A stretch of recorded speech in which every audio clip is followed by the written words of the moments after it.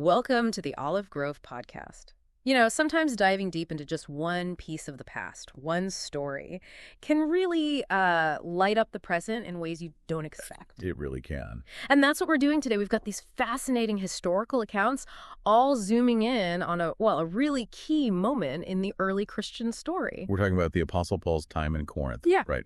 As laid out in Acts chapter 18. Exactly. And we're not just skimming the surface. We want to dig in, find those surprising details, those insights that, help us grasp how these early ideas actually spread and took root. And it's about more than just the big events. It's the human side of it. Paul's spending a year and a half in Corinth.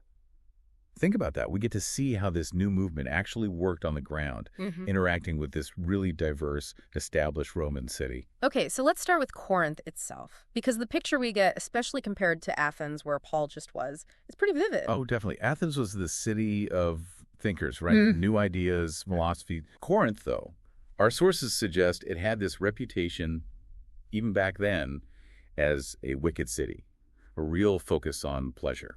There was that temple to Aphrodite, wasn't there, with many prostitutes connected to it. That's mentioned, yeah. So the whole vibe was different, not the sort of intellectual sparring ground Paul found in Athens. Yeah. It really makes you wonder how he adapted his approach. Right. So he leaves this hub of philosophy and lands in, what sounds like the ancient world's party central. Yeah. Why the move, though? Does the text say? The account in Acts just says he left Athens and went to Corinth. It doesn't give a specific reason for choosing Corinth, over somewhere else. Interesting. But that contrast is stark, isn't it? It highlights the kind of choices these early figures were making about where to focus their efforts, not always the easiest or most obvious places. And almost right away, he connects with Aquila and Priscilla. Their story really jumps out. It really does. The text says, Paul found this Jewish couple, and they just arrived from Italy. Why? Because Emperor Claudius had kicked all the Jews out of Rome. Wow, talk about being displaced. Exactly. And here's the really practical detail.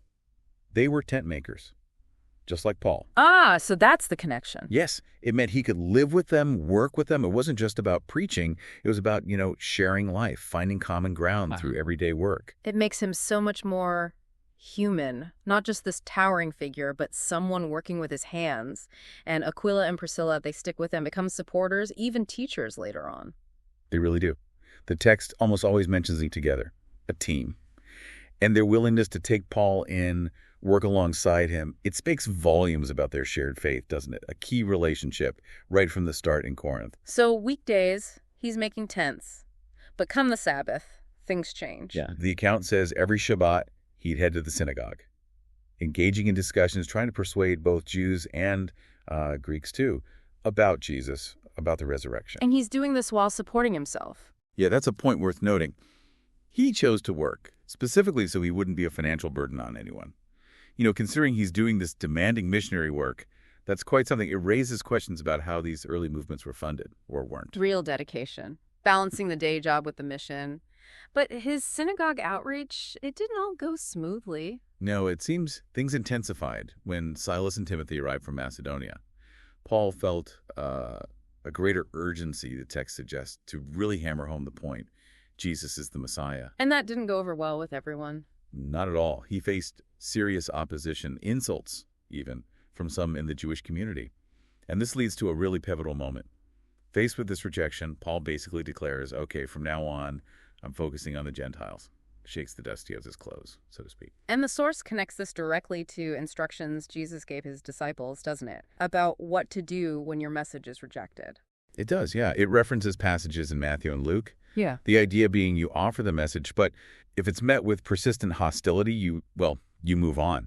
You focus your energy where people are receptive. It's a kind of pragmatism within the mission. So the synagogue door is largely closed to him, and he literally moves next door. Yeah, quite the move. He goes to the house of a man named Titius Justus. The text calls him a God-fearer. Which means? That was a term for Gentiles who were drawn to Judaism, worshiped the God of Israel, followed many practices, but hadn't fully converted, lived alongside the Jewish community. Okay. And then something pretty major happens there. Huge. Crispus, who was the president of the synagogue Paul had just left. The president. Yes. Crispus and his entire household become believers. They're baptized. That must have caused quite a stir. The source mentions the synagogue ruler was a layperson, managing the building, the services. Exactly. So for the leader of the synagogue to convert, well, it shows Paul's message was powerful, reaching even those central to the existing structure. In Justus's house, it effectively becomes one of the first house churches in Corinth, a new center for worship and learning. Things seem to be moving then. But I bet Paul still had doubts, maybe felt discouraged at times. It couldn't have been easy. Oh, I'm sure. And the text actually records a moment addressing that. It says, Paul had a vision one night, the Lord speaking to him, telling him, "Don't be afraid, keep speaking. I have many people in this city." Wow. Direct encouragement. Exactly. And it seems to have worked. Because right after that, the text says Paul settled in and stayed for a year and a half, teaching. That vision seems key to his long-term commitment there. A year and a half. That really underlines Corinth's importance in his work. But success, or even just presence, often attracts opposition, doesn't it? It certainly did here. The account describes a kind of unified pushback from some of the Jews who didn't believe. This happens when a new Roman governor, Gallio, arrives in Achaia. So they try to use the Roman authorities against Paul. Yes, they haul him before Gallio's tribunal, the charge. Essentially, that Paul was persuading people to worship God in a way that broke Jewish law, the Torah. But Gallio, he wasn't having it, was he? Not at all. It's a fascinating moment. Gallio basically listens, and before Paul even defends himself, Gallio throws the case out. He says, look, if this was about actual wrongdoing, a crime, I'd deal with it. But it's about words and names and your own law, as he puts it, religious squabbles. So he saw it as an internal Jewish dispute, nothing to do with Roman law. Precisely. He refused to be a judge of those things. And that refusal, maybe unintentionally, gave Paul and the fledgling Christian community significant protection. It set a kind of precedent, perhaps, Roman power staying out of these specific theological debates. And then there's that strange, almost brutal detail afterwards. So Hosthenes, the new synagogue president, gets beaten up right there in front of the tribunal. Yes, it says the Greeks beat him, maybe bystanders, maybe people fed up with the disruption. And Gallio, utterly indifferent. Gallio paid no attention, the text says. It really shows the Roman attitude, doesn't it? Keep the peace, but internal religious conflicts, not our problem. Absolutely. Yeah. As long as it didn't disrupt Roman order, they weren't interested in the theological fine points.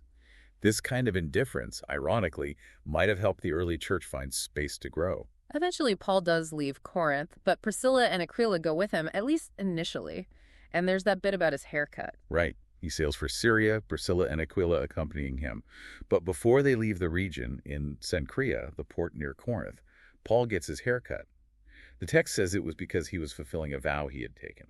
Interesting. Shows his own personal Jewish piety, perhaps. Vows were serious things. They were. It's a small detail, but it reminds us Paul was still operating within that Jewish world, even as he's reaching Gentiles. So they land in Ephesus. Big, important city, too. But Paul doesn't stay long this time. No, he leaves Priscilla and Aquila.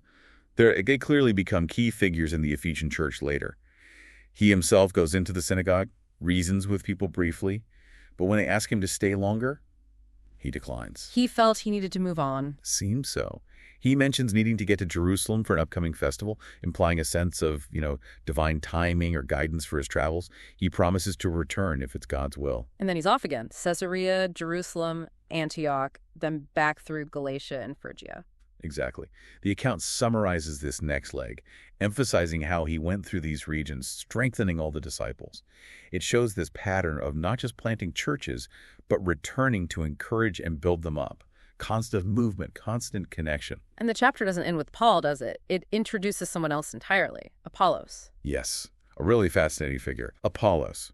He arrives in Ephesus after Paul has left. He's described as a Jew from Alexandria, very learned, eloquent, and knowing the scriptures, the Tanakh, the Old Testament inside out. Sounds impressive. Very. And he was already teaching about Jesus accurately and with great passion. But there was a gap in his knowledge. He only knew about the baptism of John. Ah, so he had part of the story, but not the whole picture. Specifically regarding the Holy Spirit, perhaps. That seems to be it. And who steps in? Priscilla and Aquila again. That couple. They're everywhere. Aren't they just? They hear Apollos speaking boldly in the synagogue, recognize the gap, and they take him aside privately. They explain the way of God to him more accurately, more fully. The source implies this included teaching about the work of the Holy Spirit, which was central to the post-Pentecost Christian experience. And Apollos listens. Accepts their teaching. He does, which says a lot about his humility, right? Yeah. This eloquent, learned man being taught by, well, tent makers. It shows this dynamic of mutual learning and teaching in the early church, regardless of status or background. That's remarkable. And it pays off. Apollos, now with his fuller understanding, wants to go across to Achaia, back towards Corinth, actually. The believers in Ephesus encourage him, write letters of recommendation. And he makes a big impact there. Huge. The text says he was a great help to those who had believed. And crucially, he powerfully refuted the arguments of opposing Jews in public debates, using the scriptures, the Tanakh, to prove that Jesus was, in fact, the Messiah. Wow. So the teaching Priscilla and Aquila gave him directly equipped him for that ministry. Exactly. It shows how knowledge was shared and how that equipped people for effective ministry. It brings the story full circle, in a way, back to the region where Paul had spent so much time. What a chapter. From Paul's arrival in that wicked city, the partnerships, the opposition, the encouragement, the Roman indifference, and then passing the baton almost to people like Apollos. It's such a rich snapshot. It really is. You get the theology, yes, but also the grit, the relationships, the cultural clashes, the day-to-day reality of how this movement actually grew. It wasn't neat and tidy. It was complex, human, and dynamic. Well, that feels like a good place to pause our deep dive into Acts chapter 18 for now. It really is incredible what you can find when you really focus in on one specific part of the story. Absolutely. Always more layers, always more connections to uncover when you look closely at the sources. And, thinking about the dedication we just talked about, Paul, Priscilla, Aquila, serving their communities, facing challenges, it makes you think about service today, which actually brings us to something important we wanted to share. We want to highlight the work of an organization called Enduring Freedom Ministries, EFM for short. They really embody that spirit of practical care we've been discussing. They really do. EFM is right there on the ground, providing really essential support for people in need. We're talking a hot meal, groceries, clothing, even practical things like a haircut or laundry services, basic dignity, basic needs. And what's amazing is how efficiently they do it. Get this, just $4 a month, $4 can provide all of those services for one person for that month. Incredible leverage. It really is. So if you've been listening to these stories about the early Christians reaching out, and you're wondering how you can make a tangible difference today, we'd really encourage you to consider supporting EFM. Just $4 a month. It makes a huge difference in someone's life. And if you want to hear more about the impact they're having, the kind of stories that come out of their work, there's a book you should check out. It's called Misfits for Jesus, True Accounts of People Experiencing Jesus. Right. It's available on Amazon. And it's filled with these powerful, real-life accounts of God working through EFM, the kind of miraculous things that happen when people meet practical needs with love. It really brings their ministry to life. Definitely worth reading to see the difference that support makes. Okay, so bringing it back to our deep dive, what really stands out for me from Paul's time in Corinth is just that sheer perseverance, Paul, Priscilla, Aquila, facing pushback, navigating this complex city, but just keeping going. That dedication is striking, isn't it? And when you think about their example, working in diverse, sometimes difficult environments, well, it naturally makes you think about our own communities today. Yeah, the context is different, obviously, but the basic human needs for connection, for support, for care, those are timeless. Absolutely. So maybe a final thought for you as you go about your day. Think about those parallels. The challenges the early believers faced in Corinth, and the opportunities we have right now to support people in need around us. What can we take away from their dedication, their willingness to serve, even when it was hard? And a powerful question to reflect on. Indeed. Well, thank you for diving deep with us today. For more explorations like this, please do subscribe to the Olive Grove podcast right here on YouTube. We'll see you next time.